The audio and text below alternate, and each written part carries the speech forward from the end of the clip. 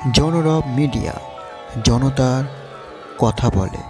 নমস্কার, জনরব মিডিয়া থেকে Shukla Ganguly. 23শে December 2024 Kolkata press ক্লাবে গ্রাম কৃষ্টি উৎসব শুরু হয়েছে।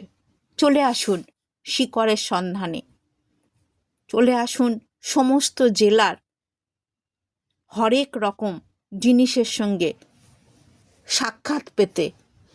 চলুন আমরা আলোচনায় সভায় যাই। যে চেতনাগুলো শুধু আমাদের যে প্রচলিত ধারণা যে সেটা শুধু পাশ্চাত্য থেকেই এসেছে, যেরকম আমরা ছবি এঁকে থাকি, কিন্তু আমরা নিজেদের কাজ দিয়ে উপলব্ধি করেছি যে এরকম প্রচুর মানুষ গ্রামাঞ্চল, শহর থেকে গ্রামাঞ্চলে বিভিন্ন জায়গায় আছেন যাদের অভিজ্ঞতা কিন্তু এবং তাদের বাস্তব অভিজ্ঞতাগুলো কিন্তু মানে সেই কোয়ার ট্রান্স স্ট্রাগলকেই একভাবে আরও সমৃদ্ধ করছে। যেভাবে আমরা যদি বিশ্বের স্ট্রাগলের কথা দেখি, কোয়ার ট্রান্স যদি একটা আন্দোলন হিসেবে দেখি, সেই আন্দোলনের ক্ষেত্রেও কিন্তু আমাদের ভারতবর্ষের ইতিহাসে একটা বড় পদক্ষেপ ফেলে। আরও অনেক সাহিত্য কবিতার মধ্যে নানান দিকে ছড়িয়ে আছে। আমরা যে বাস্তব অভিজ্ঞতাগুলোকে কেন্দ্র করে বলছি, সেটাই তার পায়ের ফাঁকে যে লিঙ্গ আছে, সেই লিঙ্গ দেখে ডাক্তার হোক বা যে দায়ী হোক, মানে যেখানেই তার জন্ম হচ্ছে, সেটা দেখে যে লিঙ্গটা নির্ধারণ নানান জায়গায় লেখা থাকে। এবং এই কাগজে কিন্তু সব জায়গায় আমরা এটার বাইরে তার পরিচয় দেখতে পাই না। সেই পরিচয়ের সীমাবদ্ধতাও আমরা দেখতে পাই যে এটা একটা আমার দেশের যে আমার পরিচয়পত্রের একটা গুরুত্বপূর্ণ অংশ, যে এটাকে বাদ দিয়ে আমি যেতে পারবো না। আমার লাইনের আমি সরকারি ফর্ম তুলতে যাই বা যেখানেই যেতে যাই, সেখানে নারী পুরুষের বিভেদ একটা আমাদের কাছে বিশাল রিয়ালিটি। আমাদের টয়লেট একটা বিশাল রিয়ালিটি। এবং সেখানে আমরা দেখতে পাচ্ছি যে আজকে যদি ব্যবসায়ী মানুষদের স্ট্রাগল দেখতে যাই, সেখানে কোয়ার এবং ট্রান্স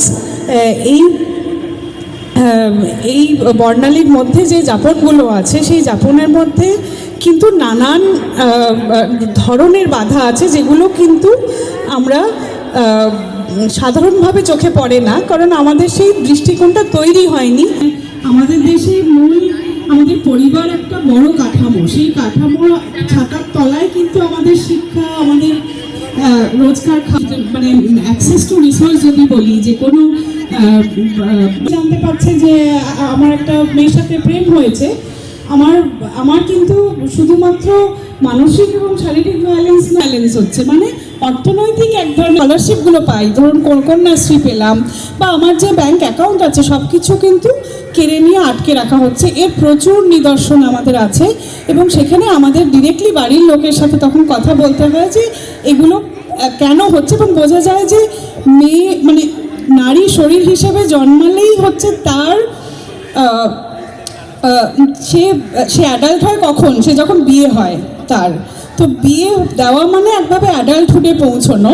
ফলে এই বিয়েগামী যে একটা চাপ তৈরি হয় যে তোমাকে মানে 18 হয়ে গেছে, এখন কোনোভাবে একটা বিয়ে দেওয়া। বা আমরা দেখতে পাচ্ছি আমাদের নিজেদের কাজেও যে 18 অবধি পৌঁছাতেও হয় না, 15-16তেও তাদের বিয়ে হয়ে যায়, এবং তাকে কিছুক্ষণে, কিছু দিনের জন্য, কিছু মাসের জন্য সেই মানুষটার বিভিন্ন মানসিক পরিস্থিতিতে তাকে বেরিয়ে আসতে হচ্ছে।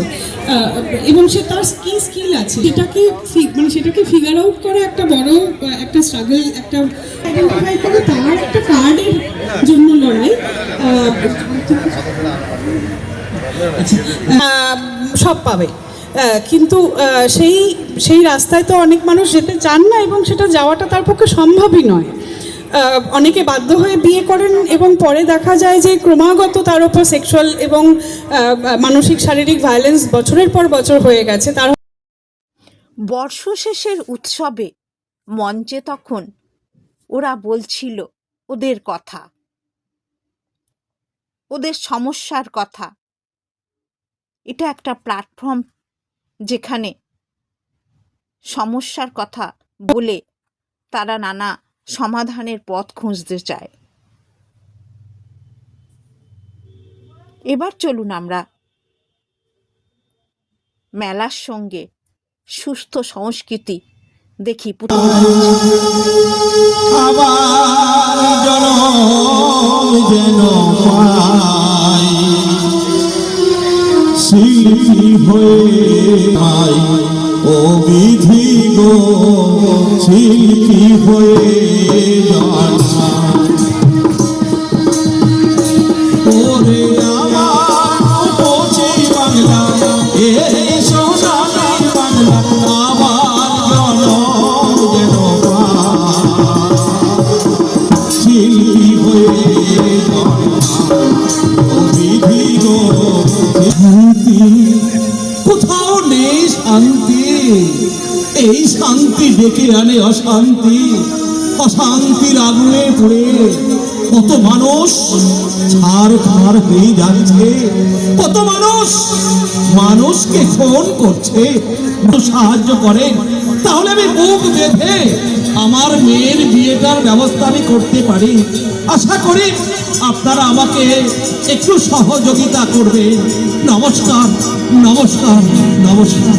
কিন্তু তারা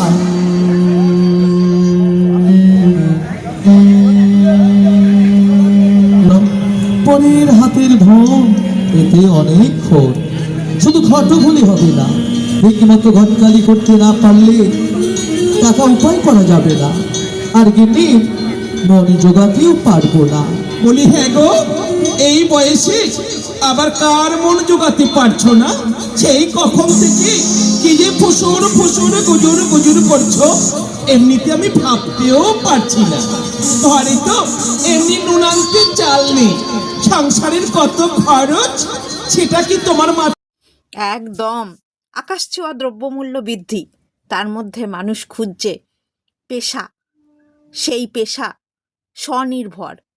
যারা এসেছেন বিভিন্ন জেলা থেকে তাদের জন্য আসুন কলকাতা প্রেস ক্লাবে গ্রাম কৃষ্টি উৎসবে। নানা জিনিসের সম্ভার, পিঠেপুলি সমস্ত কিছু আছে আপনাদের জন্য। প্রতিদিন সাংস্কৃতিক অনুষ্ঠানে থাকছে হারিয়ে যাওয়া সংস্কৃতির ছোঁয়া। আপনারা দেখছিলেন জনরব মিডিয়া, আবার আসছি।